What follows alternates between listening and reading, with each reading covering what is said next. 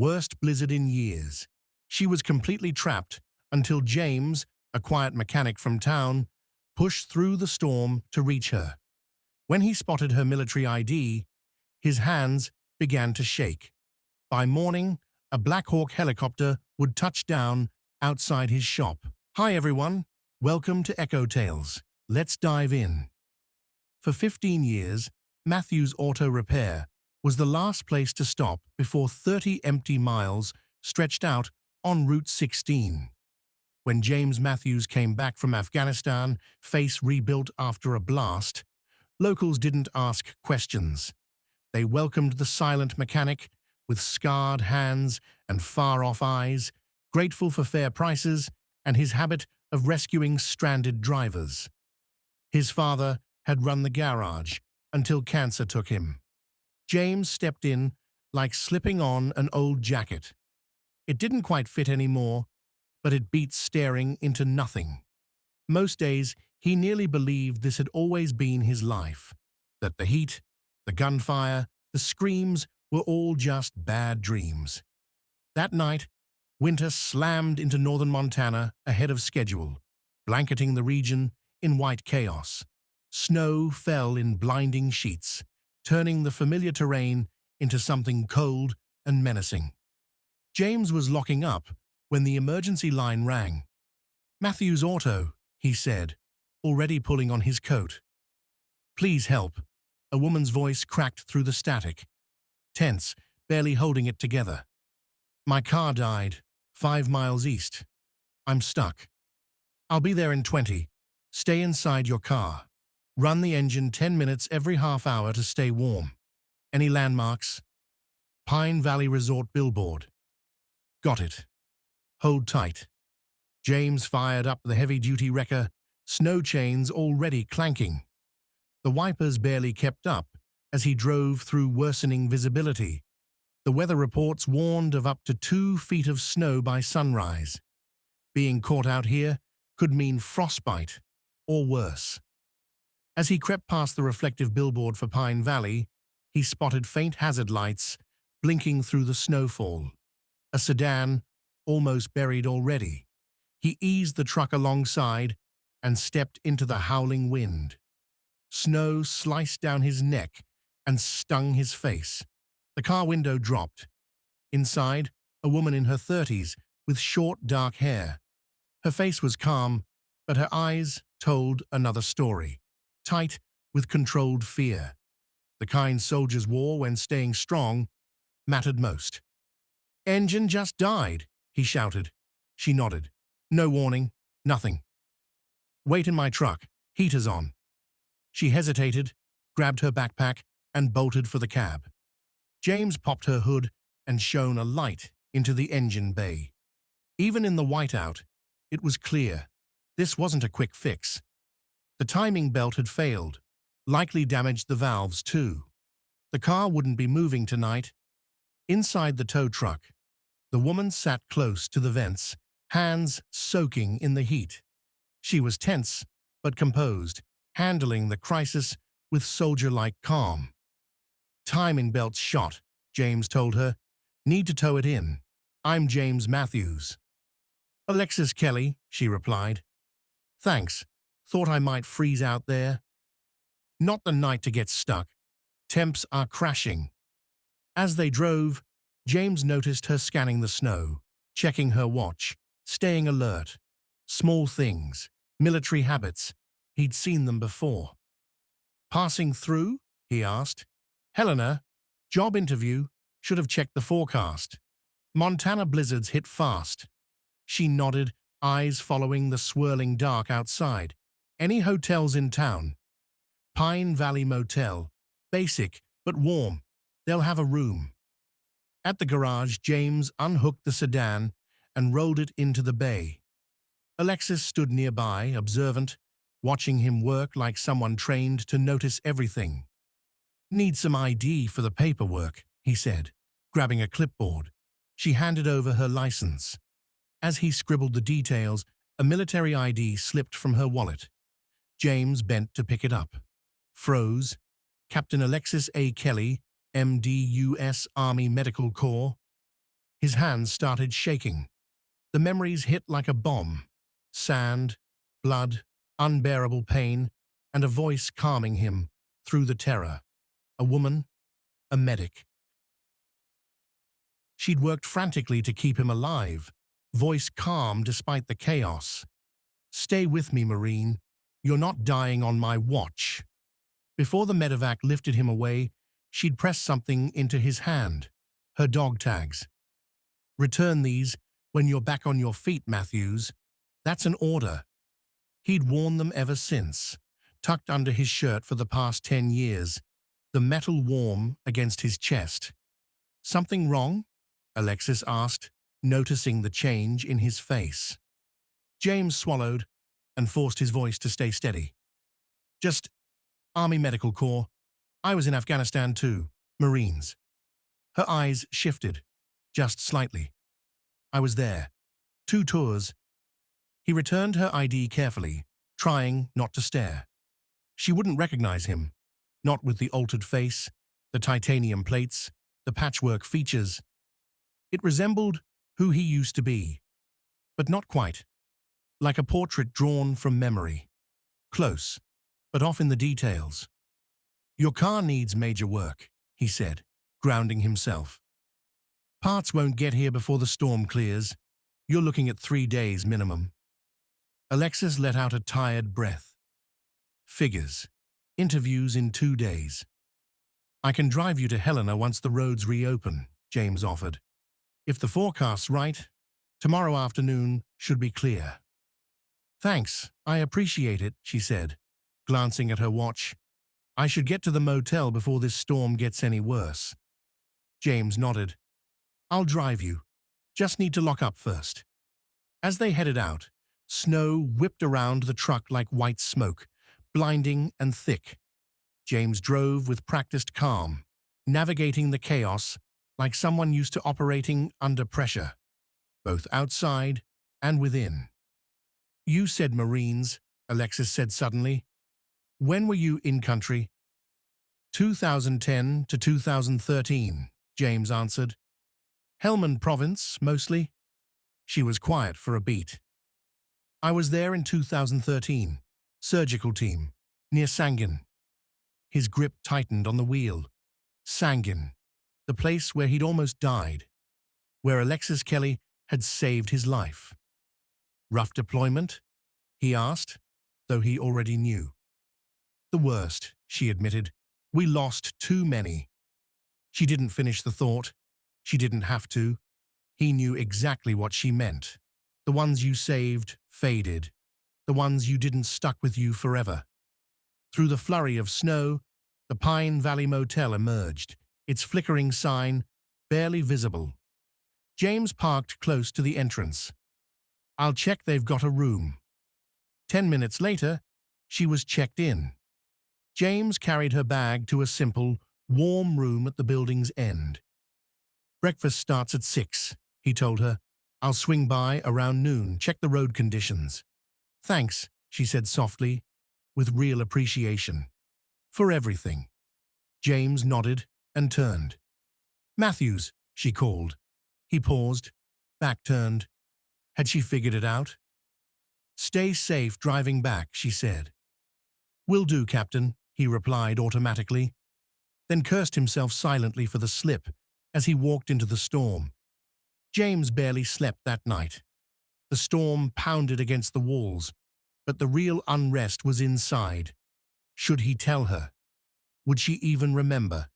He was just one of hundreds she'd treated, and if she did remember, then what? He pulled the dog tags from under his shirt, thumb brushing the raised letters. Kelly, Alexis A. Pulo, positive. Morning arrived clear, but brutal. Nearly 2 feet of snow, blanketing everything. The highway remained closed. James was opening up the garage when the phone rang. "Matthews Auto." "James, it's Alexis. Just checking. Any update on the roads to Helena?" "Still shut down," he replied. "Highway department says late afternoon, maybe." Alexis sighed. "I've tried rescheduling the interview. They're not being flexible. I might lose the chance." What kind of job? James asked, before he could stop himself. Emergency medicine. Helena General. A pause. It'd be my first position since I lost my license. The words hit him like a punch. Lost your license? Another pause. It's a long story. A patient. A panic attack. A medical board with no patients for PTSD. His chest tightened. He knew how it followed you home, how it caught you off guard. I'm heading to Miller's Diner for lunch, he said. Best food in town. If you want to escape the motel walls for a bit, I'll pick you up.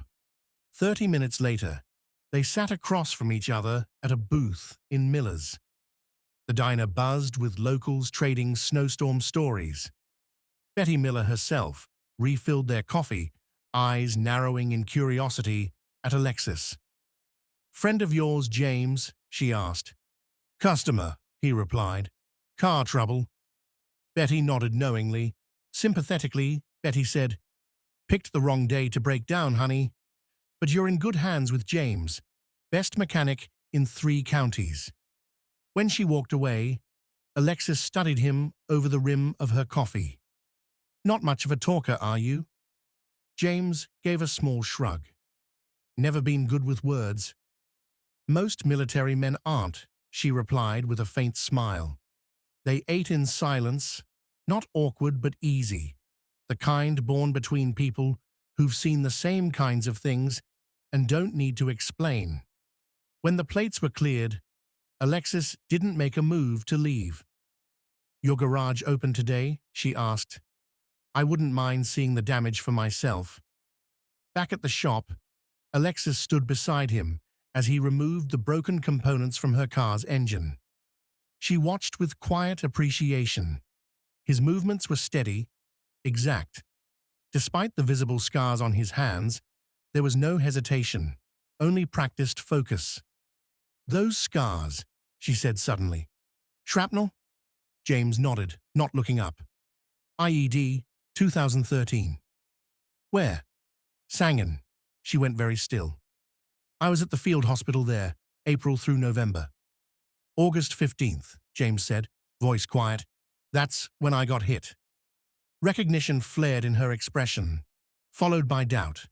She was trying to connect this man to a memory from a blood-soaked deployment 10 years ago. You work on a lot of facial reconstructions? He asked. Too many, she admitted. Why? James set his tools down and faced her. You saved one Marine's life. Half his face was gone. Everyone else had given up, but you didn't. You worked on him for 7 hours. Her face went pale. How would you even know that? James reached beneath his collar and pulled out a pair of dog tags. Because you gave him these. Told him to return them when he was back on his feet. His voice grew steady. That was me, Captain Kelly. Alexis stared at the tags, then at his face. Her medical training pieced it together. Beneath the surgical reconstruction, she saw the man he'd been. Matthews, she breathed. Sergeant James Matthews. They told me you died during evac. James shook his head. Came close. Woke up 2 weeks later in Germany. Spent the next 2 years in and out of surgery. He gestured to his face. New model. Same engine. She reached out, fingers trembling, stopping just short of touching his cheek. I've thought about you for years. You were the one that broke me. Broke you. Her hand dropped. When they said you died, I changed. Started doubting everything. Obsessing over every mistake. 3 years later, I froze in the middle of an emergency surgery. Almost lost a patient. Review board pulled my license. James felt a heaviness settle in his chest. I'm sorry. If I'd known, if they hadn't told you I died. She cut him off gently. It wasn't your fault. The system failed us both. They stood there for a moment. 2 people bound by a single violent day, neither had ever really left behind. You kept my tags all this time? She asked softly. James nodded. They reminded me someone fought for me, that I wasn't alone. Her composure cracked, tears filling her eyes. I needed to hear that, especially now. Your interview in Helena, it's about getting your license back? She nodded. A probationary role. My last shot at proving I can still do this. She wiped at her cheeks. And I'm going to miss it because of a snowstorm. James paused, thinking. Maybe not. He stepped outside, phone already to his ear. She watched him through the window, his breath clouding the air as he spoke. When he came back, something had shifted. Pack your things, he said. We leave in 30. The roads are closed, she reminded him. Not taking roads. Friend of mine flies search and rescue. He'll get you to Helena in under an hour. Her eyes widened. You'd do that for me? You saved my life, Captain, he said. Least I can do is return the favor. 2 hours later, Alexis was in Helena, with time to spare.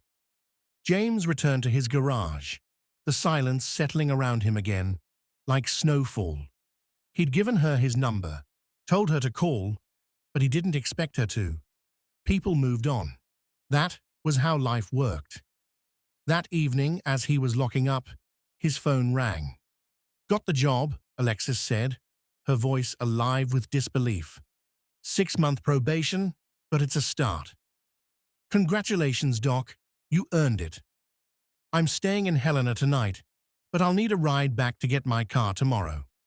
A pause. And James, thank you for everything. Just returning the favor. After the call, James sat alone in the garage, listening to the wind settle outside. For the first time in years, he felt something more than just survival. He felt purpose. The next morning, James drove to Helena to pick up Alexis.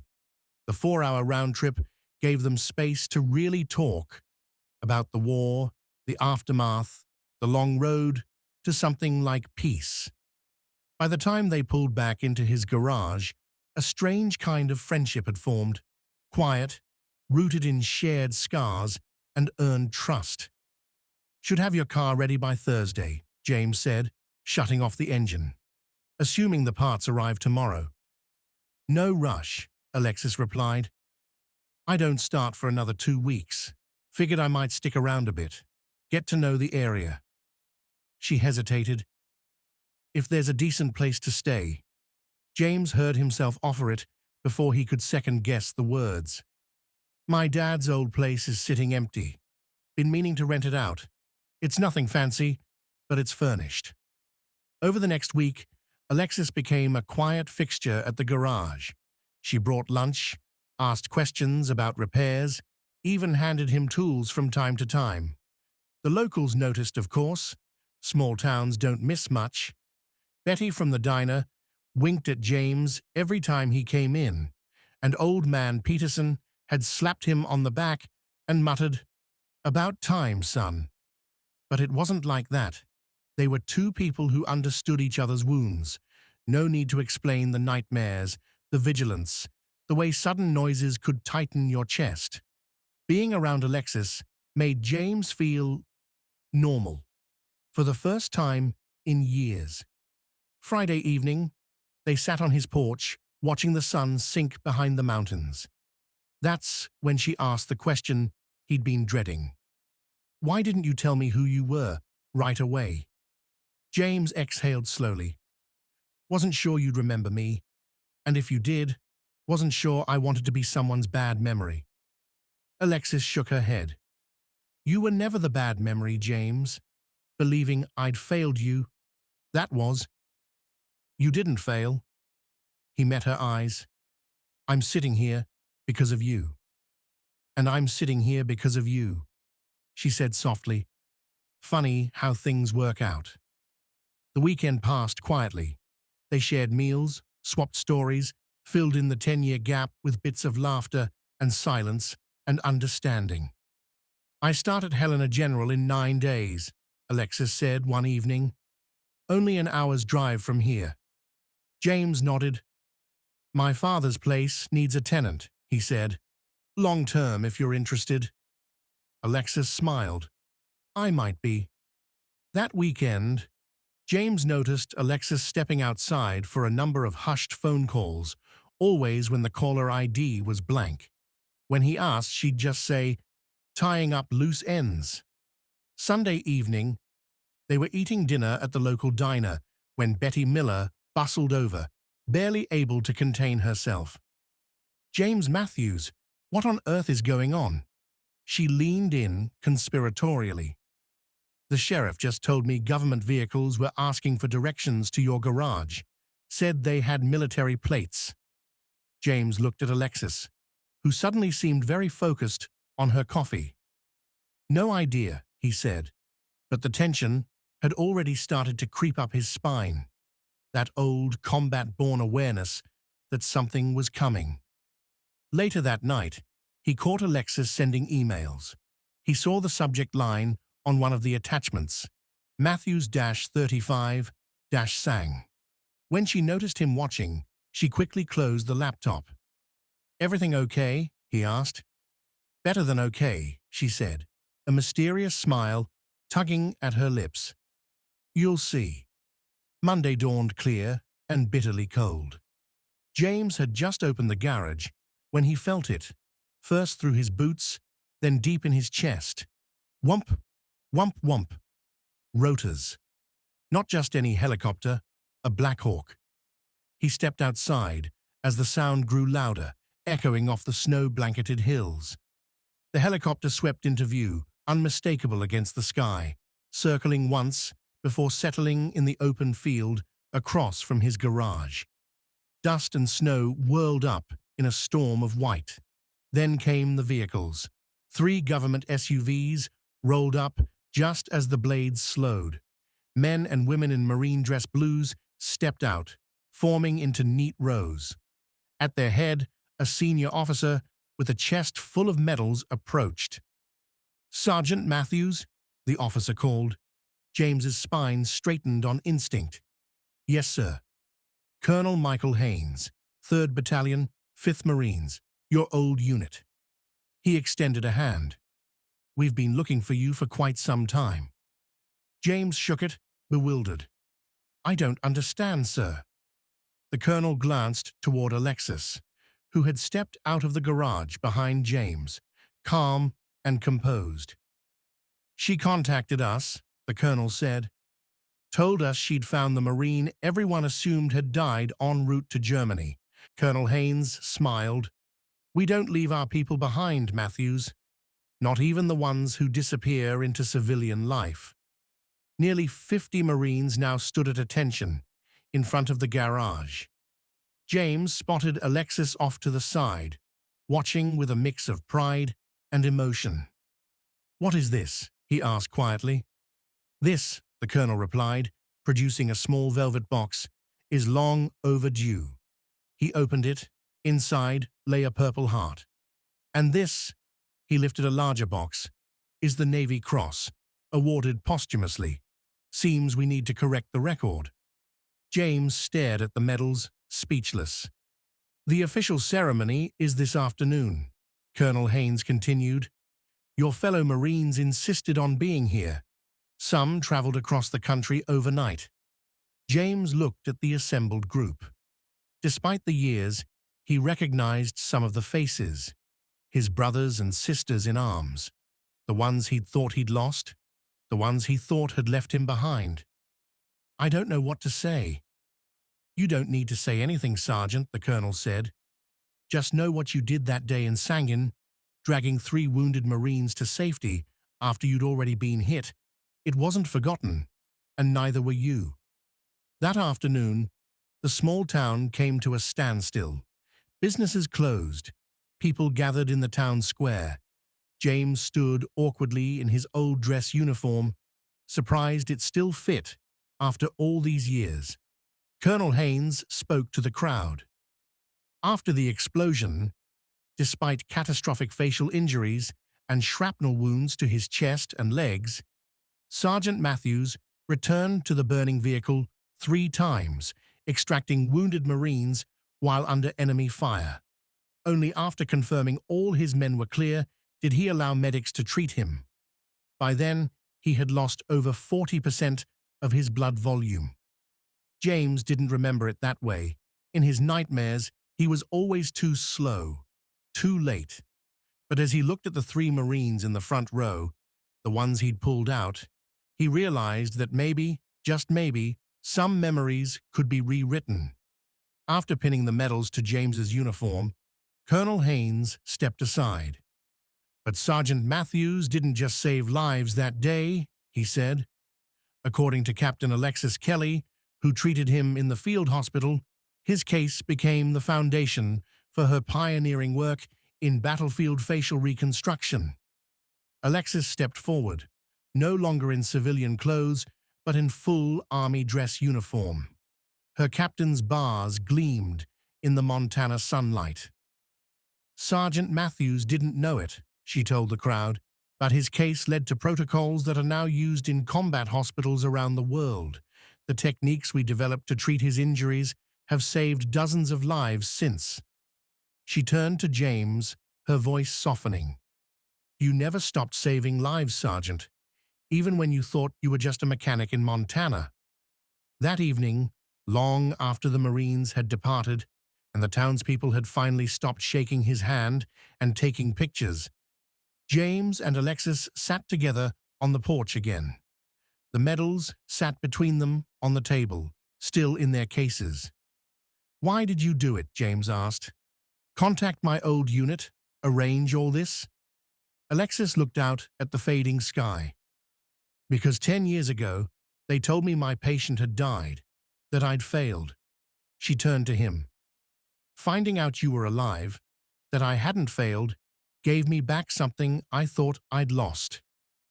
"Your confidence?" he guessed. "My purpose," she corrected. "Same as you gave those people today." She gestured toward the town. They never knew who was really living among them.